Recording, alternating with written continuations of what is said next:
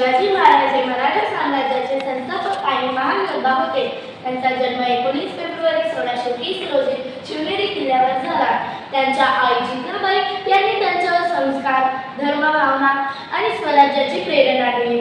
शिवाजी महाराजांनी स्वराज्याची स्थापना करून अन्यायाविरुद्ध लढा दिला. त्यांनी किल्ल्यांचे मजबूत जाळे उभारले आणि गनिमी काबा ही युद्धनीती प्रभावीपणे वापरली.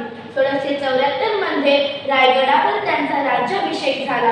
ते न्यायप्रिय, प्रजाहितदक्ष आणि सर्व धर्म समभाव मानणारे राजा होते.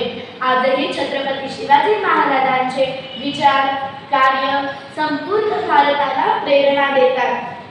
मुठीत तलवार मनात धर्म, मुठीत तलवार मनात धर्म, नजरेत प्रजाहिताचा विचार असा इतिहास क्वचितच झाला साकार. रायगडाच्या कडेकडीतून उठलेला स्वराज्याचा हुंकार शिवरायांचे नाव घेताच थरथरतो अन्यायाचा संसार. धन्यवाद.